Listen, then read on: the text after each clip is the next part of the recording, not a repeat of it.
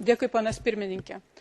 Aš norėčiau taip pat pasveikinti susitarimą pasiektą Londone, tačiau pabrėžti, kad nors sprendimas buvo, kad globali ekonomika reikalauja ir globalaus valdymo, aš manau, kad globali ekonomika dabar visų pirma reikalauja lyderystės. Ir Europos Sąjunga gali atlikti tos lyderės vaidmenį dėl dviejų priežasčių. Todėl, kad po karo sugebėjo pertvarkyti savo ekonomikas ir todėl, kad žlugus postsovietiniai erdvei taip pat per trumpą laiką sugebėjo pertvarkyti savo ekonomikas. Mes turime puikią patirtį, kaip valdyti tokius sudėtingus procesus. Jie turi remti struktūriniam reformom. Mes turime atidaryti erdvę naujom iniciatyvom.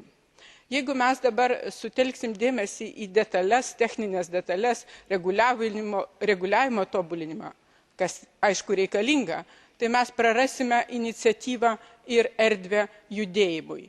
Judėjimas ir naujos darbo vietos atsiranda tik tada, kai įvyksta struktūrinės permainos.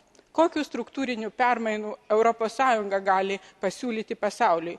Visų pirma, modernizuoti valdymą, modernizuoti finansų rinkas Europos Sąjungas, atsiremti į tą mūsų bendrą vieningos Europos rinkos stiprumą, neužsidaryti nacionaliniuose savo kampeliuose. Jeigu mes sugebėsime Europos bendroje rinkoje kartu dirbti, tai bus puikus pavyzdys pasauliui, kad nereikia laikytis protekcionizmo, kad būtent atvirumas, bendradarbiavimas, kapitalo judėjimas ir makroekonominiai balansai paremti bendrais susitarimais padeda išlaikyti stabilumą ir atkurti ekonomiką. Šita Europos patirtis yra neįkainuojama. Kodėl mes to nedarome, man visada yra sunku suprasti. Todėl, kad galbūt mes labai rūpinamės, kaip gyvens tie hedžinginiai fondai.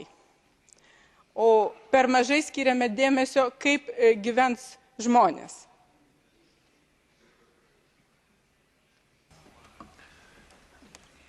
Taip, dėkui.